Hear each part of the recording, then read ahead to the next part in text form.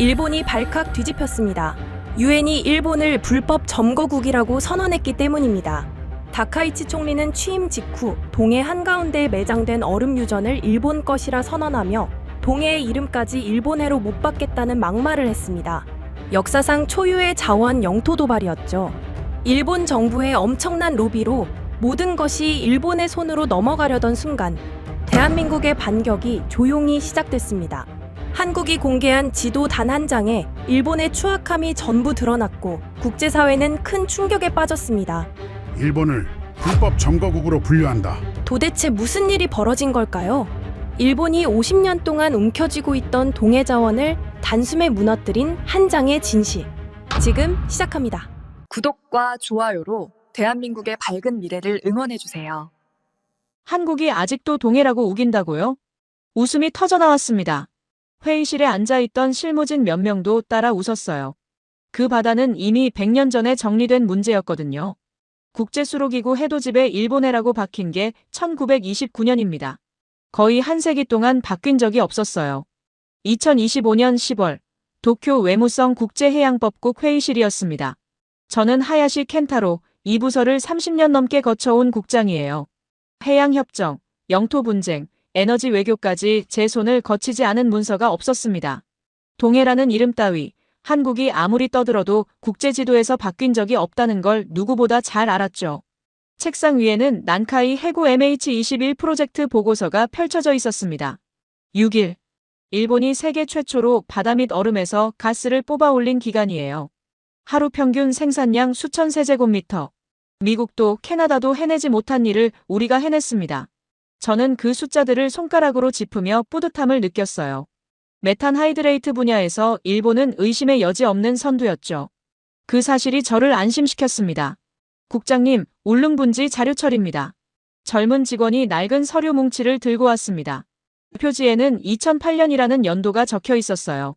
저는 첫 페이지를 넘기다가 멈췄습니다. 경제성 낮음, 장기 검토 대상. 17년 전 우리가 내린 결론이었죠. 한국이 그 바다를 아무리 파봐야 돈이 안 된다는 뜻이었어요. 이거 보관할 필요 있나? 직원이 고개를 갸웃거렸습니다. 저는 서류 뭉치를 파쇄기 쪽으로 밀었어요. 버려. 낡은 이야기야. 기계가 윙윙거리며 종이를 삼켰습니다. 그 소리가 묘하게 시원하게 느껴졌어요. 한국의 울릉분지 타령은 이제 완전히 끝난 줄 알았거든요. 점심 무렵 사토가 노트북을 들고 제 방으로 들어왔습니다. 외무성에서 한국 언론을 전담 모니터링하는 사무관이에요. 30대 초반 꼼꼼하고 말수가 적은 친구였죠. 그가 화면을 돌려 보여줬습니다. 국장님, 이상한 점이 있습니다. 그래프가 떴어요. 한국 언론과 정부 브리핑에서 동해와 얼음유전이라는 단어가 언급된 빈도를 추적한 자료였습니다. 지난 3개월간 곡선이 가파르게 떨어지고 있었어요. 뭐가 이상해? 평소 같으면 시위도 하고 기자회견도 열고 온라인에서 난리가 났을 시기입니다. 그런데 지금은 너무 조용해요. 저는 어깨를 으쓱했습니다. 냄비 근성이지. 한국은 원래 그래. 확 끓었다가 금방 식어. 사토가 고개를 끄덕이면서도 뭔가 찜찜한 표정을 지었어요. 그는 노트북을 닫지 않고 잠시 머뭇거렸습니다. 그런데 국장님, 이번엔 패턴이 좀 다릅니다. 예전에는 여론이 식으면 정부 발표도 줄었거든요. 그런데 이번엔 정부 브리핑이 먼저 사라졌어요. 마치 일부러 입을 다문 것처럼요. 저는 손을 저었습니다. 생각이 너무 많아. 저쪽 내부 사정이겠지. 선거철 아니면 예산 문제든. 사토가 더 말하려다 입을 다물었어요. 저는 그의 우려를 대수롭지 않게 넘겼습니다. 한국이 조용해진 건 결국 포기의 징조라고 해석했거든요. 30년 동안 그들의 패턴을 봐왔으니까요. 사토, 걱정 마. 저쪽이 조용하면 우리한테 좋은 거야. 그가 물러난 뒤 저는 창밖을 바라봤습니다. 도쿄의 빌딩 숲 너머로 바다가 보이지는 않았지만 머릿속에는 그 해역의 지도가 선명하게 그려졌어요. 일본해. 100년 넘게 국제지도에 박힌 이름이었습니다. 한국이 아무리 동해를 외쳐도 바뀐 적이 없었어요. 앞으로도 그럴 거라고 믿었습니다. 오후 3시쯤 내선 전화가 울렸습니다. 국장님, 총리실에서 문서가 내려왔습니다. 비서가 봉투를 들고 왔어요. 봉인을 뜯자 한 장짜리 메모가 나왔습니다. 다카이치 사나의 총리의 직인이 찍혀 있었죠. 에너지 안보를 명분으로 동해 전략을 재정비할 것. 울릉분지 포함. 저는 메모를 2번 읽었습니다. 총리실이 직접 지시를 내렸다는 건 이 문제가 단순한 외교 사안을 넘어섰다는 뜻이었어요. 다카이치 파벌은 최근 세를 급격히 넓히고 있었습니다. 강경 민족주의 노선을 밀어붙이는 그들에게 동해와 울릉분지는 좋은 카드였죠. 러시아와 중동발 에너지 위기 이후 자원을 확보하겠다는 명분은 어떤 강경책도 정당화시킬 수 있었거든요. 알겠습니다. 검토하겠습니다. 전화를 끊고 나서 저는 잠시 생각에 잠겼습니다. 총리실의 압박이 느껴졌어요. 이번 사안을 깔끔하게 처리해야 한다는 무언의 명령이었죠. 하지만 걱정은 되지 않았습니다. 한국은 이미 조용해졌고 협정과 국제법은 우리 편이었으니까요. 저녁 무렵 상황이 달라졌습니다. 정보국에서 긴급 보고가 올라왔어요. 사토가 다시 제 방으로 뛰어들어왔습니다. 그의 얼굴이 평소와 달리 긴장되어 있었죠. 국장님, 한국산업부 장관이 움직였습니다. 뭐? 오늘 아침 대부분의 일정을 취소하고 소규모 수행단만 데리고 출국했습니다. 목적지는 헤이그입니다. 헤이그. 국제해양법 재판소가 있는 곳이었어요. 저는 보고서를 받아들었습니다. 수행원 3명, 비공개 동행자 포함 5명 이내. 언론 공개 없음. 일정 비공개. 단순 항해 방문 아닐까? 제가 물었습니다.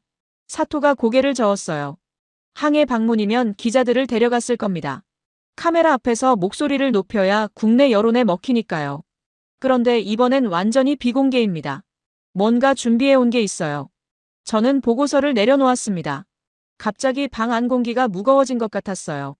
한국이 조용했던 이유가 포기가 아니라 다른 뭔가였을 수도 있다는 생각이 스쳤습니다. 3개월간의 침묵, 정부 브리핑의 갑작스러운 중단, 그리고 비공개 헤이그 출장. 국장님, 사토가 조심스럽게 말을 이었습니다. 한국이 침묵한 건 싸움을 포기해서가 아닐 수도 있습니다. 싸움터를 옮긴 거라면요? 저는 대답하지 않았습니다. 창밖이 어두워지고 있었어요. 도쿄의 불빛들이 하나둘 켜지기 시작했죠. 하지만 제 머릿속에는 헤이그라는 단어가 맴돌았습니다. 국제해양법 재판소, 에너지 분쟁, 해양 경계. 설마 한국이 정면으로 판을 뒤흔들 생각인 걸까요? 저는 그 가능성을 머리에서 지우려 했습니다. 한국은 늘 그랬어요. 소란을 피우다가 결국 물러났죠. 이번에도 다르지 않을 거라고 스스로를 안심시켰습니다. 하지만 그날 밤 잠이 오지 않았습니다. 파쇄기에 넣었던 울릉분지 보고서가 자꾸 떠올랐어요. 경제성 낮음이라고 적힌 그 문장이요. 17년 전 우리가 내린 결론이 정말 맞았던 걸까요? 한국이 그 바다에서 우리가 보지 못한 뭔가를 찾았다면? 아니야. 그럴 리 없어. 저는 이불을 끌어올렸습니다. 내일이면 더 자세한 정보가 들어올 거였어요. 한국의 움직임이 뭐든 우리가 대응할 시간은 충분했습니다.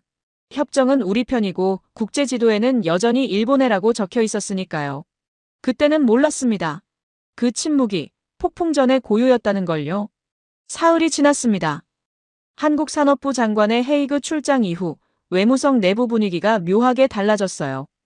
복도에서 마주치는 직원들의 눈빛이 어딘가 불안해 보였습니다. 아직 구체적인 정보는 없었지만 뭔가 심상치 않다는 느낌이 건물 전체에 퍼져 있었죠. 오전 10시 차관실에서 호출이 왔습니다. 하야시 국장, 지금 올라와. 야마모토 차관의 목소리가 평소와 달랐어요. 급한 일이 생겼을 때 나오는 톤이었습니다. 저는 서류 가방을 챙겨 엘리베이터에 올랐어요. 차관실 문을 열자 야마모토 차관이 창가에 서 있었습니다. 60대 초반, 외무성에서 35년을 버틴 노련한 관료였죠. 그의 손에는 얇은 서류 뭉치가 들려 있었어요. 앉아. 저는 소파에 앉았습니다. 차관이 서류를 테이블 위에 내려놓았어요. 한국이 국제해양법 재판소와 유엔에 제출한 문서 목록이야. 어젯밤 우리 쪽 라인에서 입수했어. 저는 첫 페이지를 넘겼습니다. 울릉분지 단독개발계획 환경영향평가서, 해양경계 재검토 요청서. 예상했던 내용들이었어요. 하지만 네 번째 항목에서 손이 멈췄습니다. 레비아탄? 코드명이야. 부속 자료로 딸려 있어. 저는 고개를 들었습니다. 해저 탐사 장비 이름 아닙니까? 처음엔 나도 그렇게 생각했어.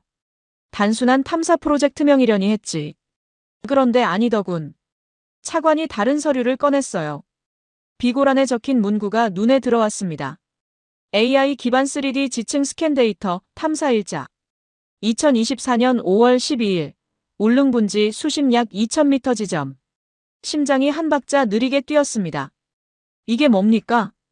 한국이 울릉분지 심해를 통째로 스캔했다는 뜻이야. 작년에 우리가 모르는 사이에 저는 서류를 다시 읽었습니다. AI 기반 미세 진동 스캔 기법. 우리 기술진도 아직 실험 단계에 있는 방식이었어요. 한국이 그걸 이미 현장에 적용했다는 건가요? 보안 검토가 필요합니다. 제가 말했습니다. 레비아탄이 단순 탐사 코드명이 아니라면 뒤에 뭐가 더 있는지 파악해야 합니다. 정보국에 별도 라인을 열어야 해요. 차관이 고개를 끄덕였어요. 이미 지시했어. 그런데 그보다 먼저 볼 게 있어. 그가 스마트폰을 꺼냈습니다. 화면에 흐릿한 이미지가 떠 있었어요. 헤이그에 있는 우리 정보원이 보내온 거야. 한국 대표단 자료 요약본 첫 장을 촬영했어. 회의실 밖에서 잠깐 테이블 위에 놓였을 때 저는 화면을 확대했습니다. 울릉분지 심해 지층 단면도가 고해상도로 표시되어 있었어요. 가스하이드레이트 분포도, 퇴적층 두께, 압력 데이터까지 놀라울 정도로 정밀했습니다. 하단에 적힌 문장이 눈에 박혔어요. 추정 매장 에너지, 한국가스 수입량 30년분 상당. 30년. 그 숫자가 머릿속에서 맴돌았습니다. 이게 사실입니까? 기술진에게 검토시켰어. 데이터 자체는 신뢰할 수 있다고 해. 차관이 책상으로 걸어갔습니다. 서랍에서 또 다른 서류철을 꺼냈어요. 표지에 극비라는 도장이 찍혀 있었습니다. 이건 우리 경제산업성 장기 에너지 백서야. 동해 가스하이드레이트 관련 부분이야. 저는 서류를 받아들었습니다. 페이지를 넘기자 익숙한 문구가 나왔어요. 경제성 불확실, 장기 검토 대상. 우리가 17년 전부터 써온 표현이었죠. 그런데 한국이 제출한 자료에서는 같은 해역을 뭐라고 규정했는지 알아? 차관이 물었습니다. 저는 고개를 저었어요. 국가 에너지 안보 핵심이야.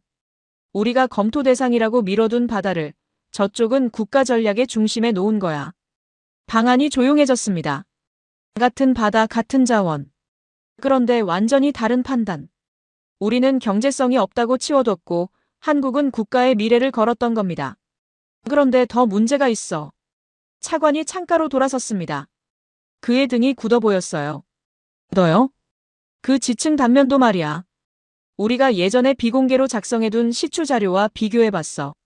저는 숨을 멈췄습니다. 기술진이 두 자료를 겹쳐봤어. 지층 곡선, 퇴적층 경계, 압력 변화 지점까지. 결과가 어떻습니까? 굴곡이 거의 일치해. 90% 이상. 방안 공기가 얼어붙는 것 같았어요. 그 말이 무슨 뜻인지 바로 알았거든요. 일본이 예전에 울릉분지를 조사하고도 경제성 없다며 덮어뒀던 그 해역. 한국이 거기서 우리보다 더 발전된 기술로 데이터를 쌓아온 겁니다. 우리가 버린 땅에서 저쪽이 금맥을 찾은 꼴이었죠. 우리가 버린 바다에서 저쪽이 보물을 찾았다는 겁니까? 차관이 돌아섰습니다. 그의 눈빛이 무거웠어요. 정확히 그거야. 그리고 그 보물을 국제법정에 들고 간 거지. 저는 소파 등받이에 몸을 기댔습니다. 머릿속이 복잡해졌어요. 17년 전 우리가 내린 결론. 경제성 낮음, 장기 검토 대상. 그 판단이 틀렸던 걸까요? 아니면 한국이 우리가 보지 못한 뭔가를 본 걸까요? 차관님, 이건 단순 자원 문제가 아닙니다. 알아. 한국이 이 데이터를 국제법정에 들고 갔다는 건 협정 자체를 흔들겠다는 뜻입니다. 중간선 원칙, 대륙봉 경계, 심지어 해역 명칭까지. 차관이 천천히 고개를 끄덕였어요. 그래서 내가 가야 해. 저요? 헤이그로. 직접 확인하고 와. 저는 잠시 말을 잃었습니다.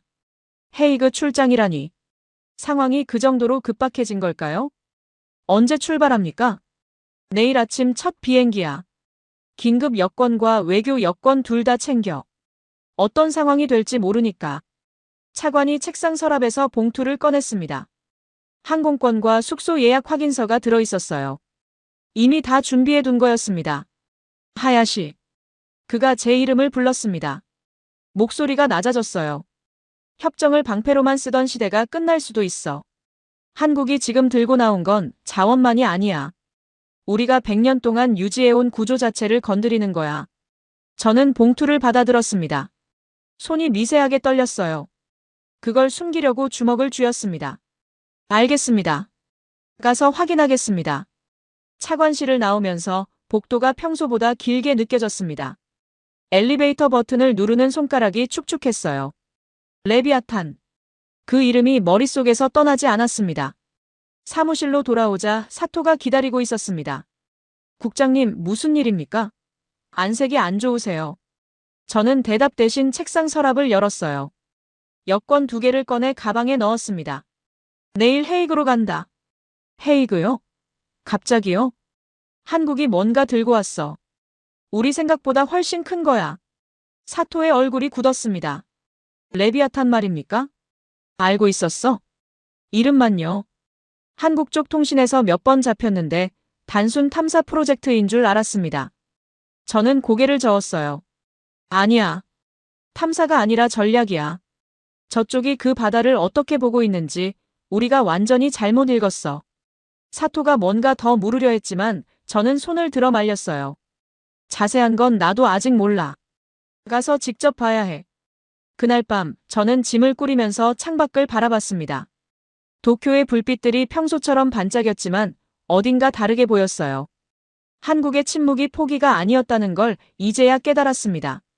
그들은 조용히 준비하고 있었던 겁니다. 30년. 한국이 그 바다에서 찾아낸 에너지의 규모. 90%. 우리 비공개 자료와 일치하는 지층 데이터. 2024년 5월 12일. 우리가 모르는 사이에 완료된 심해 스캔. 숫자들이 머릿속에서 맴돌았습니다. 이 판이 우리 생각보다 훨씬 크게 움직이고 있었어요. 협정과 관례로 막을 수 있는 수준이 아니었습니다. 비행기 티켓을 다시 확인했습니다. 내일 아침 6시 50분, 하네다발 암스테르담 경유 헤이그행. 레비아탄. 성경에 나오는 바다 괴물의 이름이었죠. 한국이 왜 그 이름을 붙였는지 그때는 알지 못했습니다. 헤이그에 도착한 건 다음 날 오후였습니다. 암스테르담에서 환승해 스키폴 공항을 빠져나오니 네덜란드 특유의 흐린 하늘이 펼쳐졌어요. 택시를 타고 1시간쯤 달리자 평화궁의 첨탑이 보였습니다. 붉은 벽돌과 화강암으로 지어진 고풍스러운 건물이었죠. 국제사법재판소와 국제해양법재판소가 함께 있는 곳이에요. VIP 출입증을 목에 걸고 정문을 통과했습니다. 일본 외무성 국제해양법국장이라는 직함이 적힌 명찰이었어요. 경비원이 고개를 숙이며 길을 안내했습니다. 한국 대표단은 도서관 지하 열람실에 있습니다. 지하라는 말에 살짝 의아했어요. 보통 중요한 회의는 본관 회의실에서 열리거든요. 저는 계단을 내려가며 주변을 살폈습니다. 복도가 좁고 조명이 어두웠어요. 오래된 문서 냄새가 났습니다. 열람실 문을 열자 예상과 다른 광경이 펼쳐졌습니다. 넓은 테이블 위에 해저 지질도가 펼쳐져 있었어요. 노트북 세대가 켜져 있었고 벽면에는 프로젝터로 데이터가 투사되고 있었습니다. 그런데 사람은 고작 4명뿐이었어요.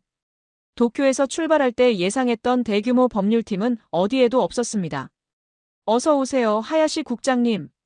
한국어로 인사가 들려왔습니다. 30대 중반쯤 되어 보이는 여성이 자리에서 일어났어요.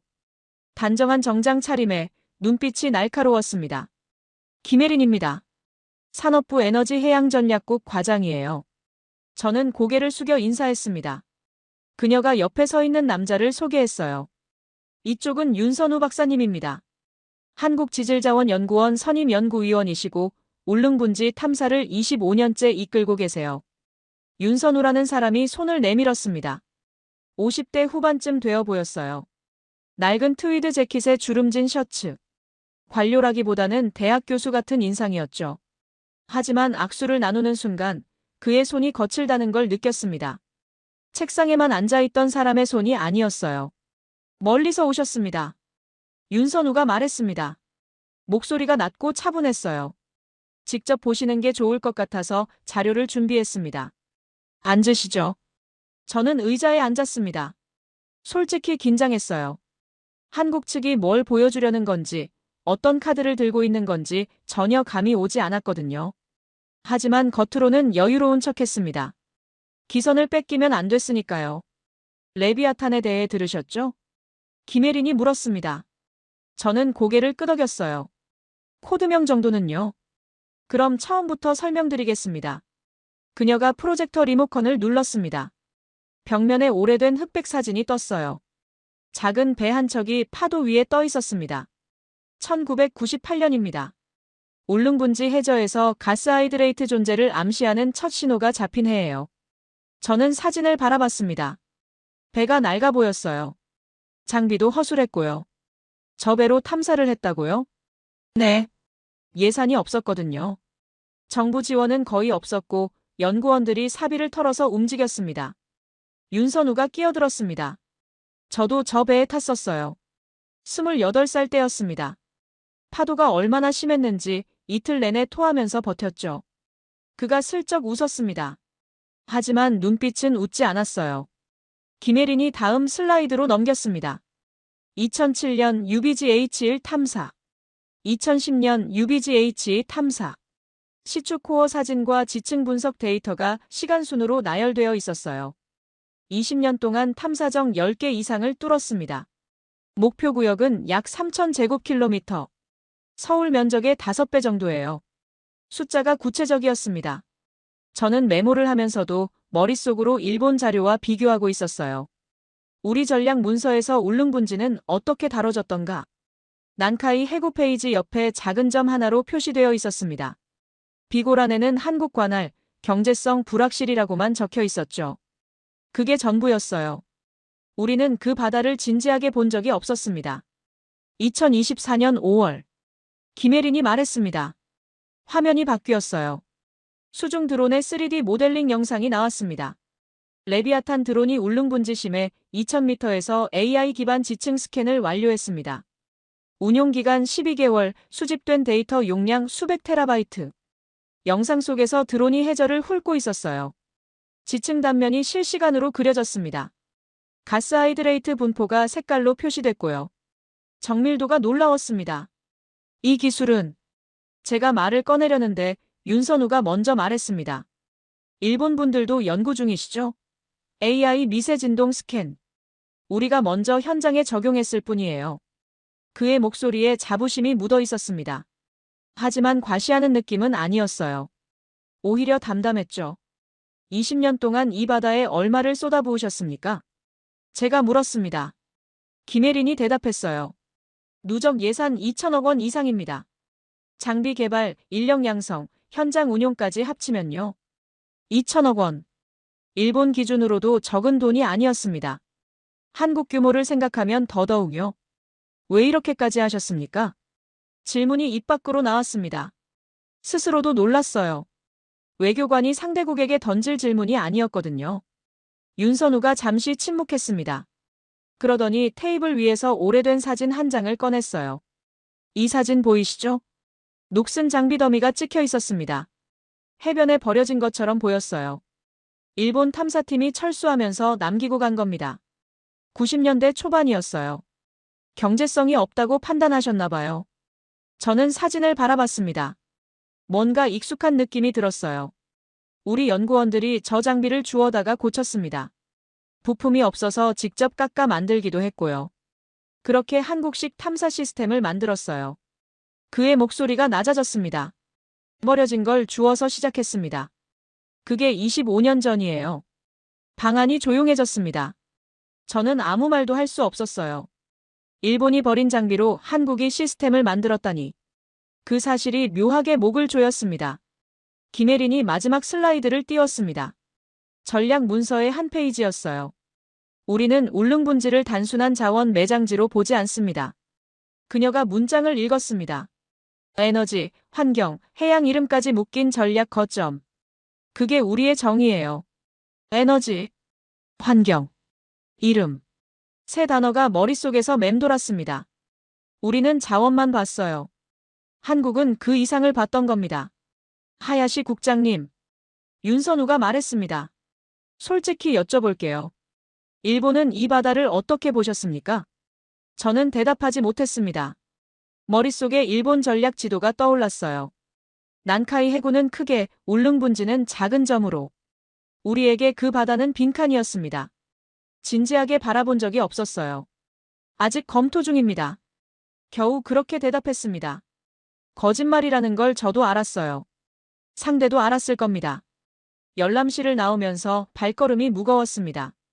복도가 더 어둡게 느껴졌어요. 계단을 올라가는 동안 윤선우의 말이 계속 귓가에 맴돌았습니다. 버려진 걸 주워서 시작했습니다.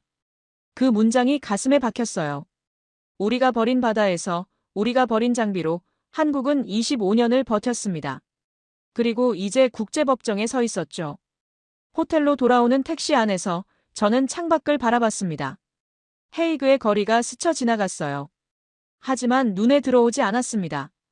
이 싸움은 단순한 자원 분쟁이 아니었습니다. 누가 이 바다를 진지하게 바라보았는가? 누가 이 바다에 시간과 돈과 사람을 쏟았는가? 그 질문에 대한 답이 결국 승패를 가를 거였어요. 그리고 그 답은 일본 쪽에 없었습니다. 첫 공개 변론은 이틀 뒤에 열렸습니다. 평화궁 본관 대회의실이었어요. 천장이 높고 벽면에는 각국 기증품들이 걸려 있었습니다. 스테인드 글라스 창으로 오후 햇살이 쏟아졌죠. 국제해양법 재판소 재판관 21명이 반원형 탁자에 앉아 있었어요. 그들 앞에 일본 측과 한국 측 대표단이 마주보고 자리했습니다. 저는 일본 측 수석 대표 자격으로 발언대에 섰습니다. 재판장님, 그리고 존경하는 재판관 여러분. 마이크가 제 목소리를 증폭시켰어요. 긴장을 숨기려 천천히 말했습니다. 일본은 오늘 동해, 아니 일본의 해역의 자원과 경계에 관한 명확한 입장을 제시하고자 합니다. 리모컨을 눌렀습니다. 벽면 대형 스크린에 지도가 떴어요. 난카이 해구, 동해, 울릉 분지가 하나로 연결된 일본의 전략 지도였습니다. 파란색으로 표시된 해역이 일본 열도를 감싸듯 펼쳐져 있었죠. 일본은 지난 수십 년간 이 해역들을 통합적으로 관리해 왔습니다. 난카이 해구에서 메탄 하이드레이트 생산 시험에 성공했고 동해 해저 지질 조사에도 참여했습니다. 슬라이드를 넘겼어요. 중간선 원칙 계산 결과가 나왔습니다. 국제해양법에 따른 중간선 원칙을 적용하면 울릉 분지 해역의 약 80%가 일본 측 관할에 포함됩니다. 이는 객관적인 지리적 계산의 결과입니다. 80%. 그 숫자를 강조했어요. 법률팀이 준비한 그래픽이 화면에 떴습니다. 해역을 둘로 나눈 선이 울릉도 가까이까지 내려와 있었죠. 따라서 일본은 울릉 분지를 일본의 장기 에너지 안보를 위해 반드시 확보해야 할 전략 자원으로 규정합니다. 이 해역의 개발권은 국제법에 따라 일본에 귀속되어야 합니다. 발언을 마치고 자리로 돌아왔습니다. 우리 법률팀 사람들이 고개를 끄덕였어요. 논리적이고 명확한 발표였다는 뜻이었죠. 저도 그렇게 생각했습니다. 중간선 원칙은 국제해양법의 기본이었으니까요. 한국 측 발언 순서가 왔습니다. 김혜린이 발언대에 섰어요. 어제 지하 열람실에서 봤던 그 날카로운 눈빛이었습니다. 하지만 목소리는 차분했어요. 재판장님, 그리고 재판관 여러분. 그녀가 리모컨을 눌렀습니다. 스크린에 뜬 건 지도가 아니었어요. 사람들 사진이었습니다. 이분들은 동해 연안에서 살아가는 어민들입니다. 강원도, 경상북도, 울릉도. 약 10만 명이 이 바다의 생계를 의지하고 있어요. 회의실이 조용해졌습니다.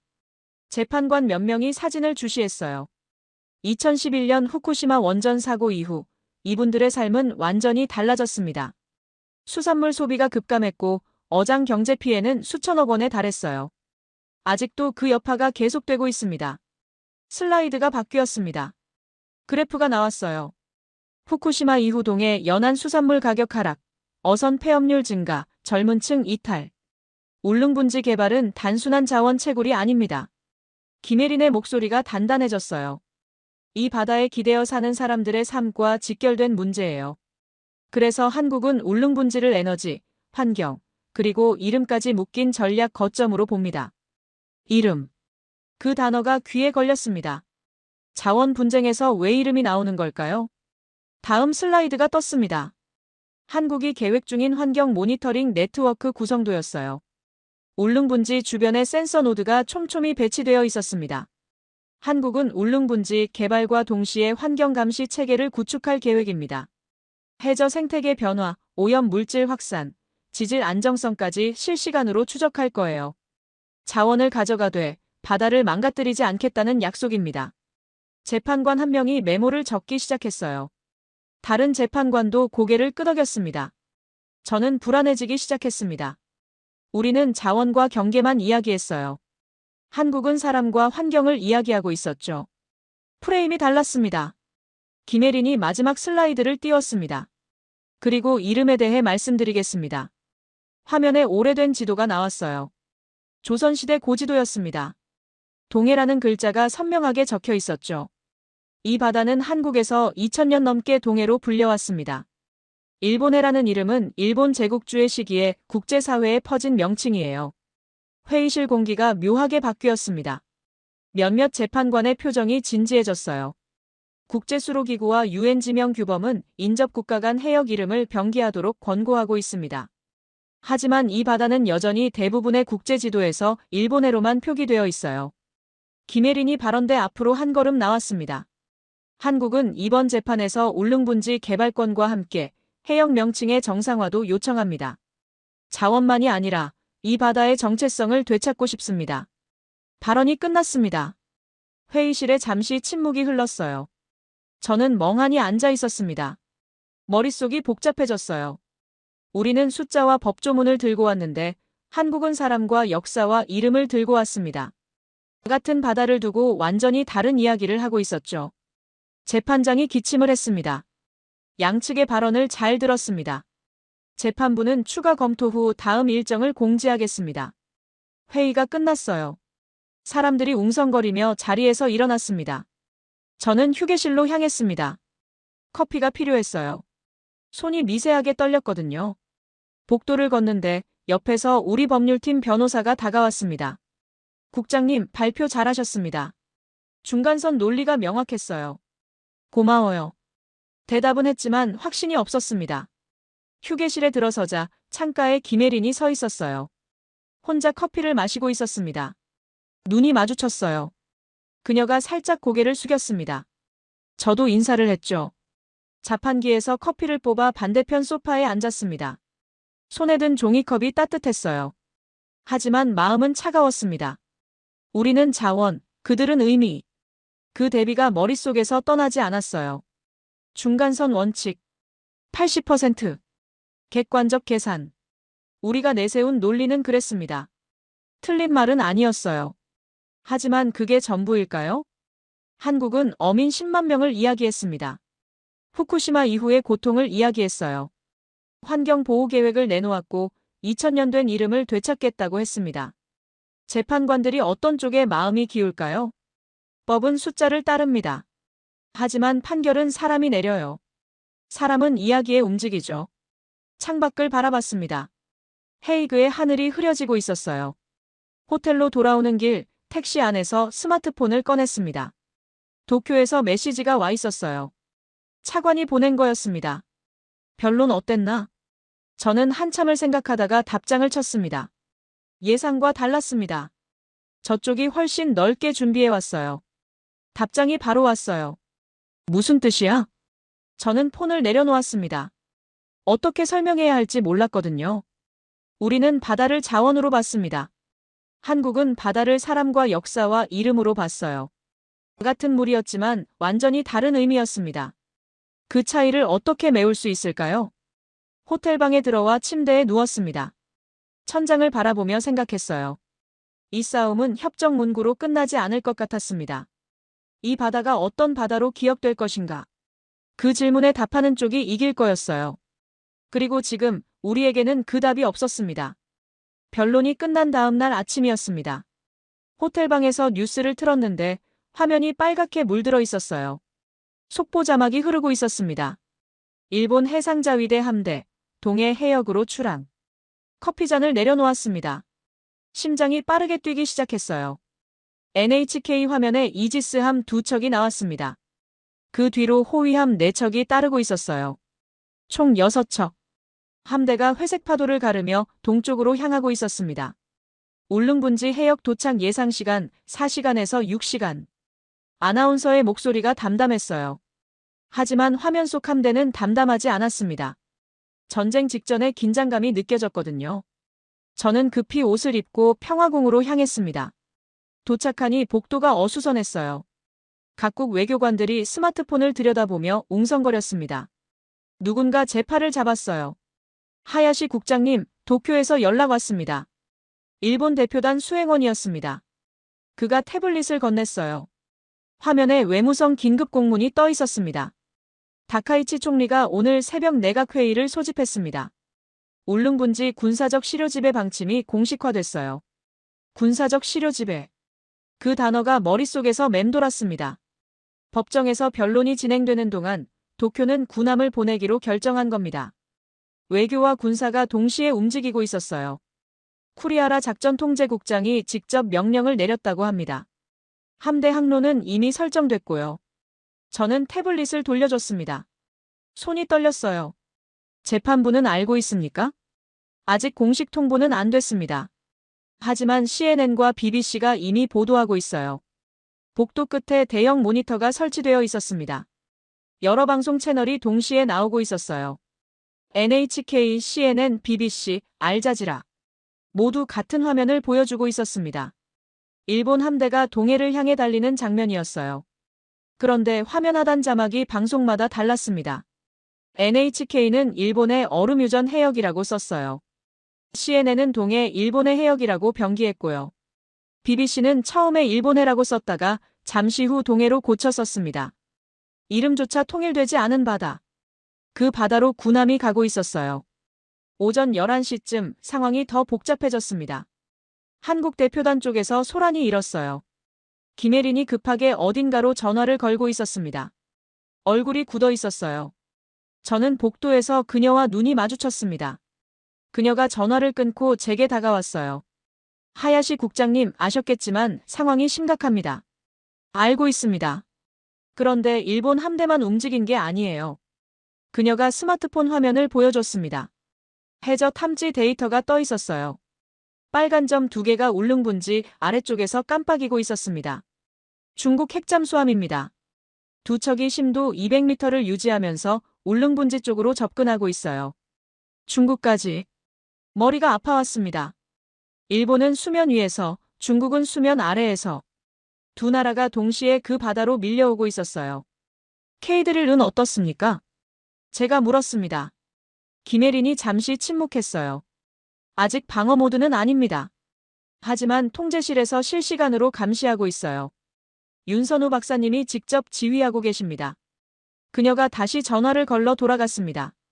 저는 모니터 앞에 섰어요. 화면에는 동해 전체 지도가 떠 있었습니다. 일본 함대 6척이 북서쪽에서 내려오고 있었어요. 중국 잠수함 2척이 남쪽에서 올라오고 있었습니다. 그 한가운데에 시추선 한빛 1호와 K드릴 유닛 24기가 점으로 찍혀 있었어요. 거미줄처럼 배치된 K드릴 유닛들이 울릉분지 핵심 저장소를 둘러싸고 있었습니다. 그 바깥으로 군함과 잠수함이 조여오고 있었죠. 이게 전쟁 직전의 모습이구나. 처음으로 실감했습니다. 지도 위의 점들이 아니라 실제로 그 바다 위에 사람들이 있었어요. 함대에는 수천 명의 일본 자위대원이 타고 있었고 잠수함에는 중국 해군이 있었습니다. 시추선에는 한국 기술자들이 있었어요. 그들 모두가 지금 같은 바다를 바라보고 있었습니다. 오후 2시 한국 뉴스 채널 화면이 바뀌었습니다. 서울 한강변이었어요. 시민 수십 명이 모여 있었습니다. 그 앞에 백발의 노인이 서 있었어요. 낡은 플래카드를 들고 있었습니다. 동해를 지키자. 아나운서가 그를 소개했어요. 박용식 씨, 83살. 전직 해군 부사관으로 30년간 동해 명칭 운동을 이끌어 오신 분입니다. 카메라가 그의 얼굴을 클로즈업했습니다. 주름 가득한 얼굴이었지만 눈빛은 흐리지 않았어요. 이 바다는 단 한 번도 싸움 없이 주어진 적이 없습니다. 그가 말했어요. 목소리가 갈라졌지만 단단했습니다. 일본이 이름을 가져갔고 중국이 어장을 넘봤고 우리는 매번 뺏기고 되찾기를 반복했어요. 오늘도 마찬가지입니다. 그가 TV 화면을 가리켰어요. 일본 함대가 나오고 있었습니다. 저 배들이 우리 바다로 오고 있습니다. 하지만 우리는 포기한 적이 없어요. 30년 전에도 지금도. 시민들이 박수를 쳤습니다. 몇몇은 눈물을 훔쳤어요. 저는 화면을 바라보며 가슴이 답답해졌습니다. 저 노인에게 동해는 지도 위의 색깔이 아니었습니다. 30년의 시간이었어요. 평생을 바친 싸움이었습니다. 일본에는 저런 사람이 있을까요? 저렇게 한 바다를 위해 30년을 싸운 사람이. 오후 5시 레비아탄 통제실에서 영상통화가 연결됐습니다. 김혜린이 회의실에 프로젝터를 설치했어요. 벽면에 통제실 내부가 비쳤습니다. 윤선우가 상황판 앞에 서 있었어요.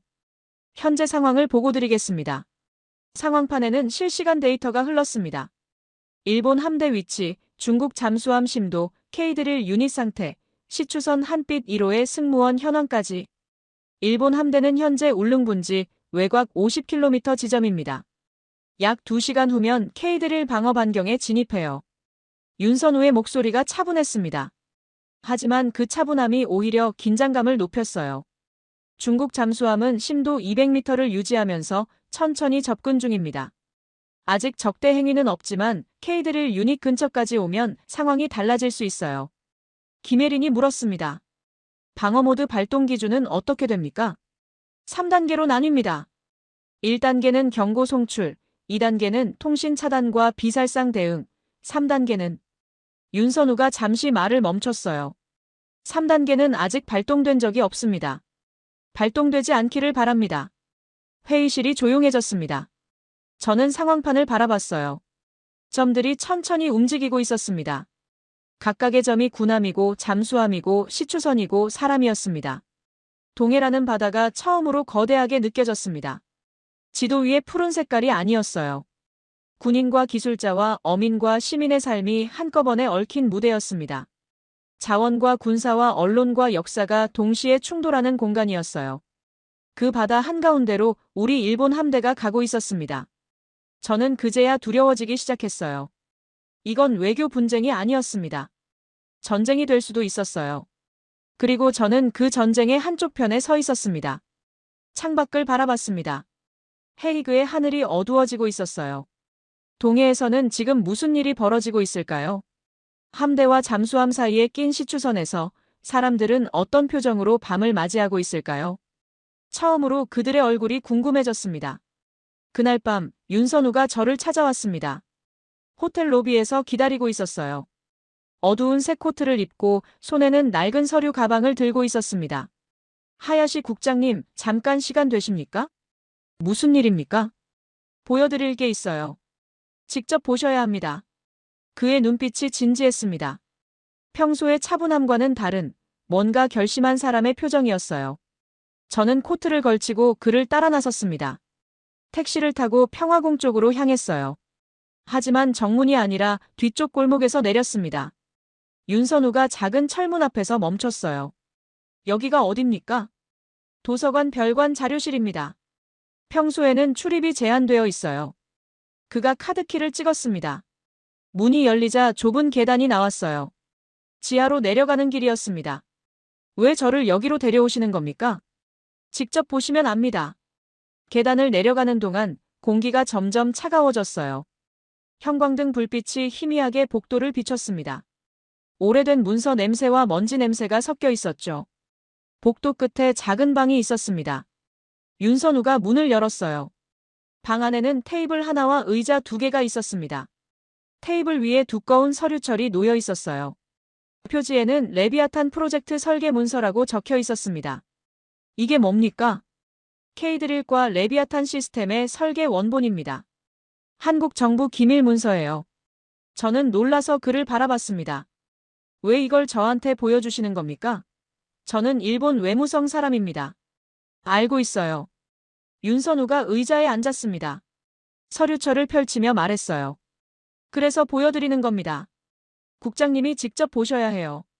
우리가 뭘 만들었는지, 왜 만들었는지. 저는 잠시 망설였습니다. 적국의 기밀 문서를 보는 건 외교관으로서 위험한 일이었어요.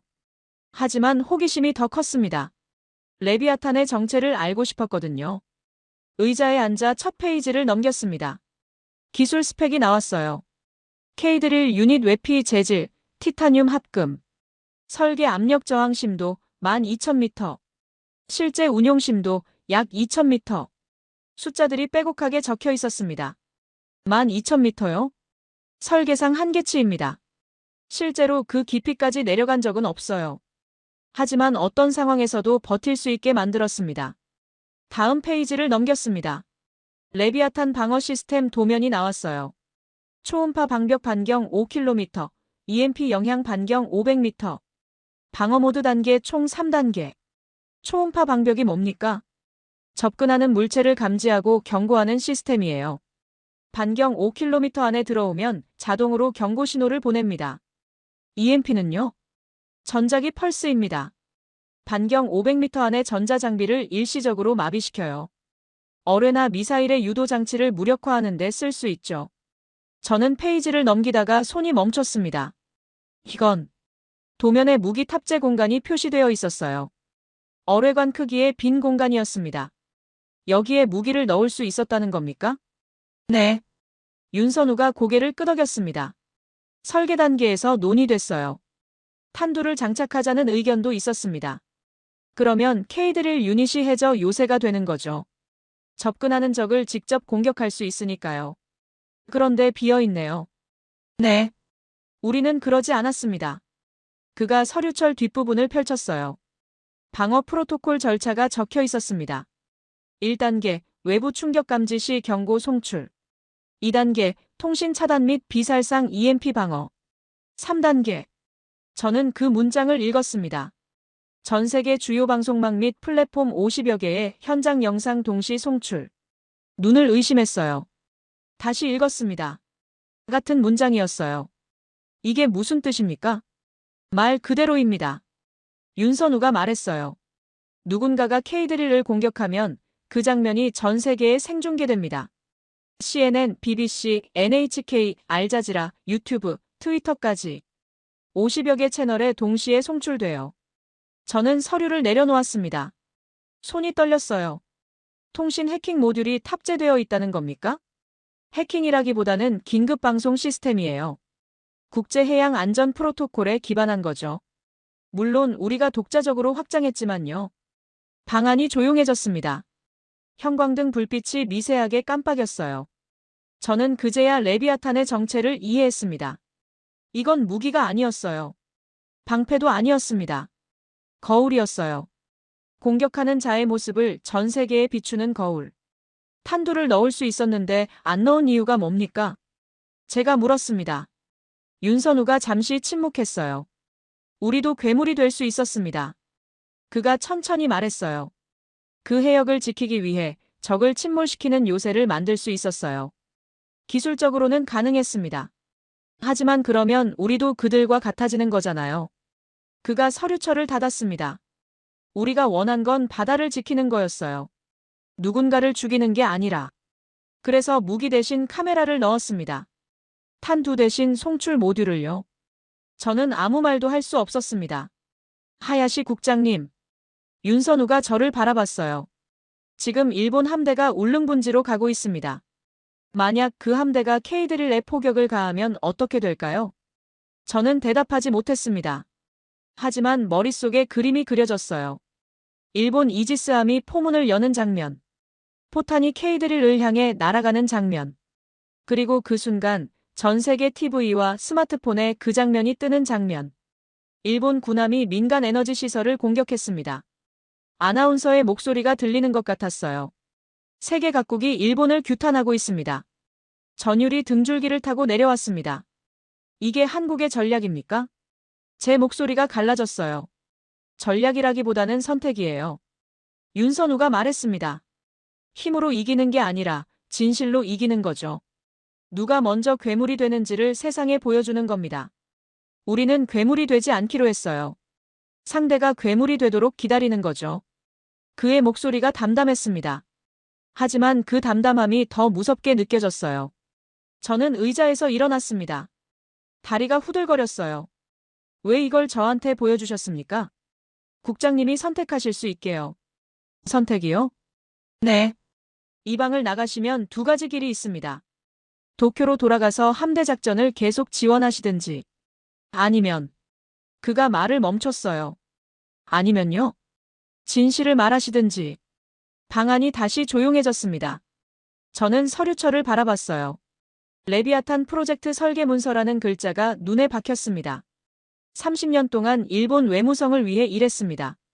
협정을 지키고 국익을 추구하고 지시를 따랐어요. 그게 제 삶이었습니다. 하지만 지금 그 삶이 흔들리고 있었어요. 우리가 지킨 건 협정이었을까요? 아니면 제국의 잔상이었을까요? 우리가 추구한 건 국익이었을까요? 아니면 탐욕이었을까요? 시간이 필요합니다. 겨우 그렇게 말했어요. 윤선우가 고개를 끄덕였습니다. 이해합니다. 하지만 시간이 많지 않아요. 함대가 K드릴 반경에 들어가기까지 몇 시간 안 남았습니다. 저는 방을 나왔습니다. 계단을 올라가는 동안 다리가 풀렸어요. 벽에 손을 짚고 겨우 걸었습니다. 밖으로 나오니 헤이그의 밤 공기가 차가웠어요. 하늘에 별이 떠 있었습니다. 저는 걸으면서 생각했습니다. 괴물이 되지 않기 위한 요새. 그 문장이 머릿속에서 떠나지 않았어요. 한국은 탄두 대신 카메라를 선택했습니다. 적을 침몰시키는 대신 진실을 송출하기로 했어요. 힘이 아니라 정직으로 싸우기로 한 겁니다. 그런데 일본은요? 우리는 함대를 보냈습니다. 포탄을 장전하고 있었어요. 괴물이 될 준비를 하고 있었죠. 호텔로 돌아오는 길, 저는 결심했습니다. 더 이상 이 편에 설 수 없었어요. 30년 동안 지켜온 것들이 무너지는 느낌이었지만 그래도 괜찮았습니다. 진실을 말해야 했어요. 그게 제가 할 수 있는 유일한 선택이었습니다. 다음 날 아침, 저는 도쿄에 전화하지 않았습니다. 대신 김혜린에게 연락했어요. 그녀는 놀라지 않았습니다. 마치 기다렸다는 듯이 짧게 대답했어요. 오후 3시, 평화궁 기자회견장입니다. 준비해드릴게요. 전화를 끊고 거울을 봤습니다. 낯선 얼굴이 비쳤어요. 30년 동안 일본 외무성을 위해 일한 사람의 얼굴이 아니었습니다. 뭔가 무너진 사람의 얼굴이었어요. 하지만 동시에 뭔가 새로 태어나려는 사람의 얼굴이기도 했습니다. 오후 2시 반, 평화궁에 도착했습니다. 기자회견장 앞 복도가 사람들로 가득 차 있었어요. 카메라맨들이 장비를 점검하고 기자들이 노트북을 펼치고 있었습니다. 40여 개국에서 온 언론이었어요. CNN, BBC, NHK, 알자지라, 로이터, AFP까지. 전 세계가 이 순간을 지켜보려 하고 있었습니다. 김혜린이 복도 끝에서 저를 기다리고 있었어요. 준비되셨습니까? 모르겠습니다.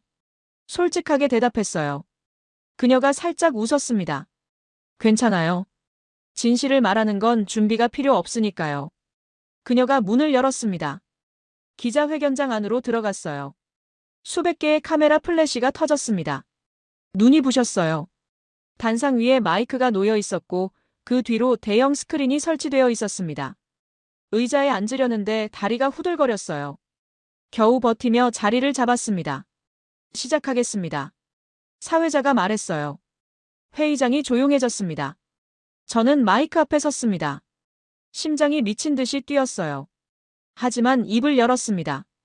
저는 하야시 켄타로입니다. 일본 외무성 국제해양법 국장입니다. 플래시가 다시 터졌어요. 기자들이 펜을 들었습니다. 오늘 저는 일본 정부의 지시가 아니라 제 양심에 따라 이 자리에 섰습니다. 회의장에 웅성거림이 퍼졌어요. 일본 측 수행원 몇 명이 복도에서 당황한 표정으로 서로를 바라보는 게 보였습니다. 지난 수십 년간 일본은 울릉분지의 가치를 알고 있었습니다. 우리는 그 해역을 조사했고 시추 데이터를 확보했습니다. 하지만 그 정보를 숨겼습니다. 리모컨을 눌렀어요. 스크린에 지도가 떴습니다. 울릉분지 3D 지층도였어요. 이 데이터는 한국이 25년에 걸쳐 수집한 겁니다. 하지만 여기 표시된 지층 곡선의 상당 부분은 일본이 먼저 파악했던 내용과 일치합니다. 우리는 이 바다에 자원이 있다는 걸 알았어요. 그런데도 경제성이 없다고 발표했습니다. 기자들이 메모를 휘갈겼어요. 왜 그랬을까요? 제가 물었습니다. 스스로에게 던지는 질문이기도 했어요. 한국이 이 자원을 개발하면 우리의 에너지 전략이 흔들리기 때문입니다. 그래서 협정을 방패로 썼어요. 중간선 원칙을 내세워 한국의 접근을 막았습니다.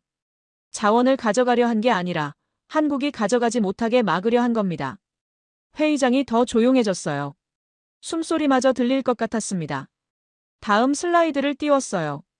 오키나와 해고 단면도가 나왔습니다. 일본은 중간선 원칙을 주장했습니다. 하지만 이 단면도를 보세요. 오키나와 해구가 일본 열도와 울릉분지 사이를 끊고 있습니다. 지질학적으로 울릉분지는 일본이 아니라 한국 대륙봉과 자연스럽게 이어져 있어요.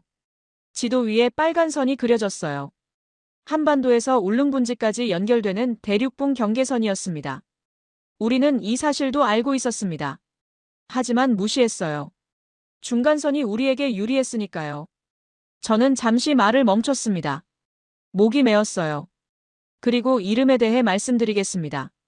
스크린이 바뀌었어요. 오래된 지도들이 나왔습니다. 18세기 유럽 지도, 19세기 미국 지도, 20세기 초 일본 지도. 이 바다는 원래 여러 이름으로 불렸습니다. 한국에서는 동해, 일본에서는 일본해, 유럽에서는 때로 조선해라고도 불렸어요. 하나의 이름으로 통일된 적이 없었습니다. 다음 지도가 떴어요. 1929년 국제수로기구 해돋이비였습니다. 1929년 국제수로기구가 처음으로 이 바다를 일본해로 단독 표기했습니다. 그 해가 어떤 해였는지 아십니까? 한국이 일본의 식민지였던 시기입니다. 한국은 국제기구에 목소리를 낼 수 없는 상태였어요. 회의장에 탄식이 흘렀어요. 일본해라는 이름은 국제적 합의의 결과가 아닙니다. 한쪽의 목소리가 지워진 상태에서 굳어진 이름이에요. IHO와 UN 지명 규범은 인접국가 간 해역 이름을 병기하도록 권고하고 있습니다. 하지만 이 바다에서는 그 원칙이 무시되어 왔습니다. 저는 마이크에서 한 걸음 물러섰어요. 저는 오늘 이 자리에서 요청합니다. 이번 재판에서 자원만이 아니라 이름도 바로잡아 주십시오. 이 바다를 동해라고 불러주십시오. 발언을 마쳤습니다. 회의장이 술렁였어요. 카메라 플래시가 쉴 새 없이 터졌습니다. 그때 연문이 열렸어요. 국제해양법 재판소 재판관단이 입장했습니다. 21명의 재판관이 반원형 탁자에 앉았어요. 의장이 마이크를 잡았습니다. 본 재판소는 울릉분지 및 인근 해역에 관한 판결을 내리고자 합니다. 회의장이 숨을 죽였어요. 첫째, 울릉분지 가스하이드레이트에 대한 한국의 단독 개발권을 인정합니다. 해당 면적은 약 3,000제곱킬로미터이며 추정 에너지 규모는 한국 연간 가스 소비량의 30년분에 해당합니다. 박수가 터졌어요. 한국 대표단 쪽에서 환호성이 들렸습니다. 둘째, 한국이 제시한 환경 모니터링 계획을 채택합니다. 울릉분지 개발은 해저 생태계 보호와 병행되어야 합니다. 의장이 서류를 넘겼어요. 다음 문장을 읽기 전에 잠시 멈췄습니다. 셋째, 회의장이 다시 조용해졌어요. 본 재판소는 해당 해역을 동해라 칭합니다. 본 결정문과 관련 문서에서 이 명칭을 사용합니다. 순간 시간이 멈춘 것 같았어요. 동해. 그 두 글자가 회의장에 울려 퍼졌습니다. 누군가 울음을 터뜨렸어요. 박수가 천둥처럼 쏟아졌습니다. 저는 단상에 서서 멍하니 그 광경을 바라봤어요. 눈앞이 흐려졌습니다. 눈물이 나오려는 걸 참았어요. 그때 벽면 모니터에 위성 화면이 떴습니다. 동해 해역 실시간 영상이었어요. 일본 해상자위대 함대 6척이 화면에 보였습니다. 그런데 뭔가 달랐어요. 함대가 방향을 틀고 있었습니다. 울릉분지를 향하던 뱃머리가 서서히 돌아가고 있었어요. 속도도 줄어들었습니다. 철수하는 거였어요. 회의장에 탄성이 터졌습니다. 일본 함대가 물러나고 있습니다. 누군가 외쳤어요. 카메라들이 일제히 모니터를 향했습니다. 다른 모니터에는 레비아탄 통제실 화면이 떴어요. 중국 핵잠수함 2척의 위치가 표시되어 있었습니다. 빨간 점들이 천천히 아래로 내려가고 있었어요. 중국 잠수함 심해로 잠항 중. 울릉분지 해역에서 이탈합니다. 윤선우의 목소리가 스피커로 흘렀어요. 판결 후 6시간도 되지 않아 함대와 잠수함이 모두 물러났습니다. 저는 의자에 주저앉았어요. 다리에 힘이 풀렸거든요. 끝났구나. 그 생각이 들었어요. 그때 스마트폰이 진동했습니다. 화면을 보니 한국뉴스 생중계 링크가 와 있었어요. 눌러봤습니다. 서울 한강변이었어요. 시민들이 모여 있었습니다. 그 앞에 박용식 노인이 서 있었어요. 그가 스마트폰을 들고 화면을 바라보고 있었습니다. 화면에는 판결문이 떠 있었어요. 하단에 자막이 흐르고 있었습니다. 해당 해역 동해. 노인이 스마트폰을 확대했어요. 그 두 글자를 가까이 들여다봤습니다. 동해. 그가 중얼거렸어요. 목소리가 떨렸습니다. 이제야 끝났구나. 그의 눈에서 눈물이 흘렀어요. 주름진 뺨을 타고 내려왔습니다. 주변 시민들도 눈물을 훔쳤어요. 30년. 그가 이 이름을 위해 싸운 시간이었습니다. 포기하지 않고 버틴 시간이었어요. 그리고 오늘 마침내 그 이름이 돌아왔습니다. 저는 스마트폰을 내려놓았어요. 가슴이 먹먹했습니다. 내가 한 일이 옳았을까? 질문이 떠올랐어요. 일본을 배신한 걸까? 아니면 진실을 선택한 걸까? 답은 알 수 없었습니다. 하지만 한 가지는 확실했어요. 저는 더 이상 예전의 하야시 켄타로가 아니었습니다. 30년 동안 쌓아온 모든 것이 무너졌어요. 하지만 그 자리에 뭔가 새로운 게 생겨나고 있었습니다. 기자회견장을 나오는데 김혜린이 다가왔어요. 국장님, 아니 이제 뭐라고 불러야 할지. 그냥 하야시라고 불러주세요. 그녀가 고개를 끄덕였어요. 하야시 씨, 고맙습니다. 제가 한 건 아무것도 아닙니다. 진실을 말했을 뿐이에요. 그게 가장 어려운 일이잖아요. 그녀가 손을 내밀었어요. 저는 그 손을 잡았습니다. 복도를 걸으며 창밖을 바라봤어요. 헤이그의 하늘이 맑았습니다. 해가 지고 있었지만 어딘가 밝아 보였어요. 동해. 그 이름이 마음속에서 울렸습니다. 이제 그 바다는 국제문서에 동해로 기록될 거였어요. 적어도 이 재판소에서는요. 완전한 승리는 아니었습니다. 여전히 많은 지도에 일본해라고 적혀 있을 거였어요. 하지만 시작이었습니다. 첫 번째 균열이었어요. 그리고 균열은 언젠가 벽 전체를 무너뜨립니다. 제시도. 며칠 뒤 저는 서울에 있었어요. 남산 자락의 작은 안전가옥이었습니다. 한국 정부가 마련해준 곳이었죠. 창밖으로 서울 시내가 내려다 보였어요. 낯선 도시였지만 이상하게 편안했습니다. 아침 일찍 일어나 커피를 내렸어요. 창문을 열자 차가운 공기가 밀려들었습니다. 12월 초였어요. 헤이그에서의 기자회견이 마치 먼 옛날 일처럼 느껴졌습니다. TV를 켰어요. 아침 뉴스가 나오고 있었습니다. 오늘 역사적인 순간입니다. 동해 얼음유전에서 첫 상업 생산이 시작됩니다. 화면이 바뀌었어요. 시추선 한빛 1호가 떠 있었습니다. 파란 바다 위에 하얀 선체가 빛나고 있었죠. 갑판에서 사람들이 환호하고 있었어요. 초기 1일 생산량은 수만 세제곱미터 규모입니다. 한국 에너지 자립의 첫걸음이 시작됐습니다. 카메라가 선장을 비췄어요. 막하늘이었습니다. 헬멧을 벗고 환하게 웃고 있었죠. 25년을 기다렸습니다. 선배들이 뿌린 씨앗이 드디어 열매를 맺었어요. 그의 목소리가 떨렸어요. 눈가가 젖어 있었습니다. 저는 커피잔을 내려놓고 화면을 바라봤어요.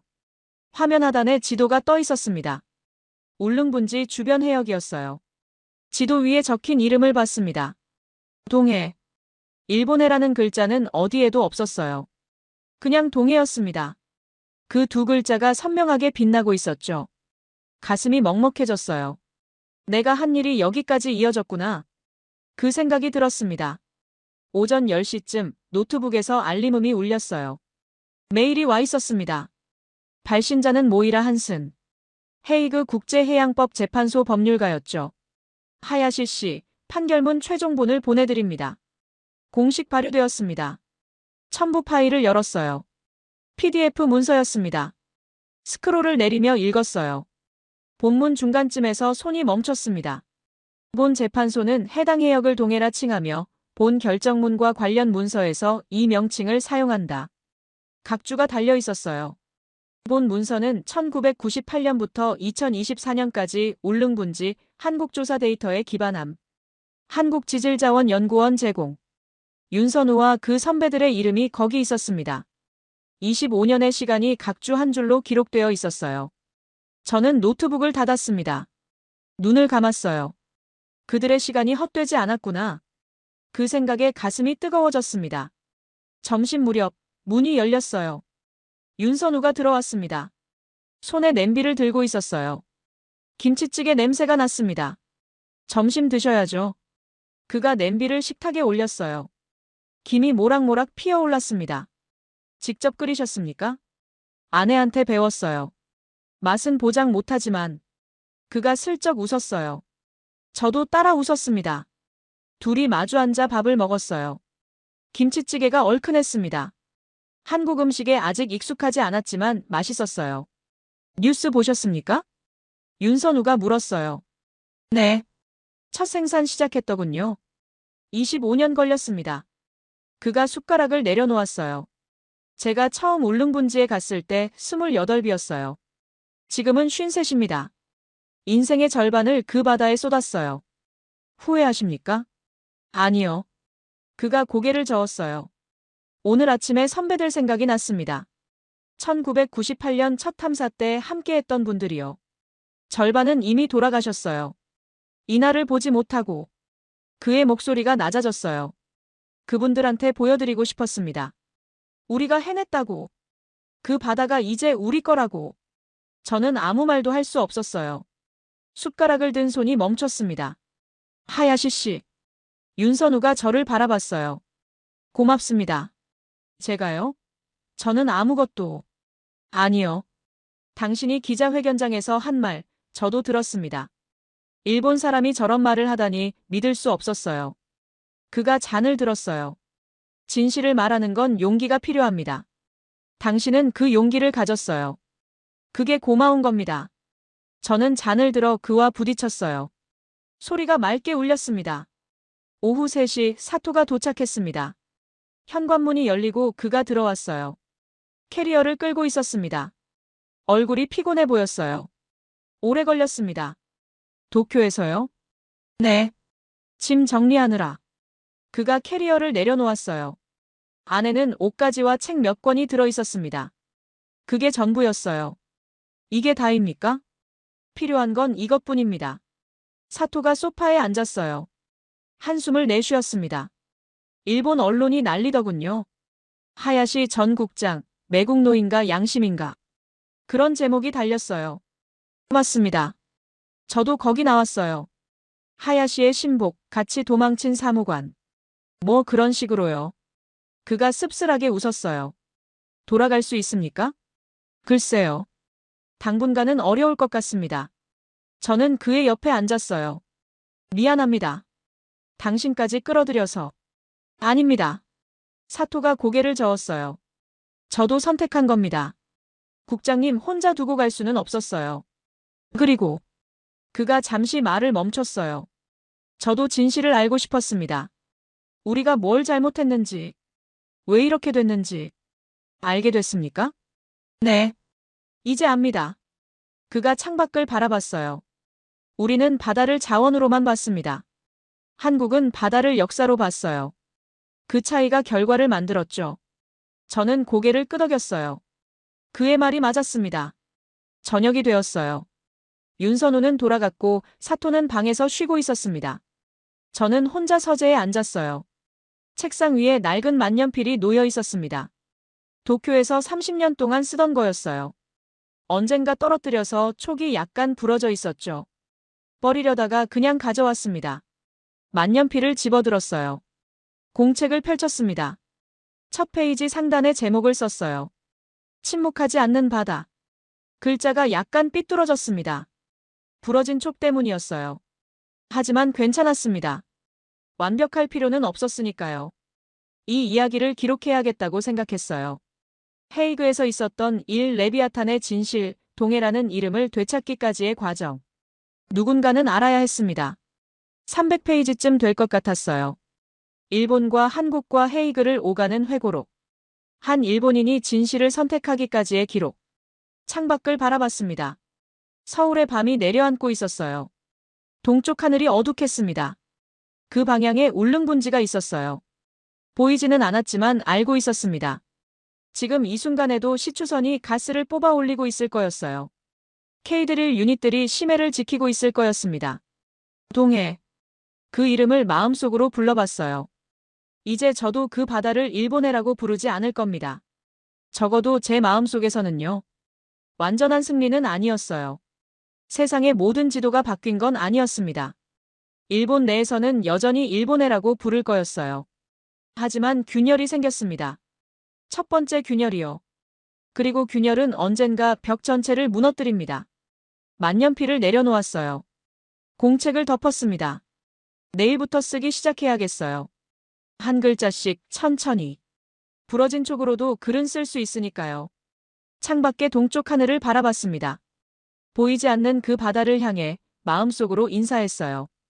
동해야, 이제 너를 제대로 부를 수 있게 됐다. 대한민국이 잘하고 있다고 생각하신다면, 한국 최고, 대한민국이 아직 멀었다고 생각하신다면, 한국 힘내라. 여러분의 생각을 댓글로 남겨주세요. 지금까지 감동을 더하다였습니다.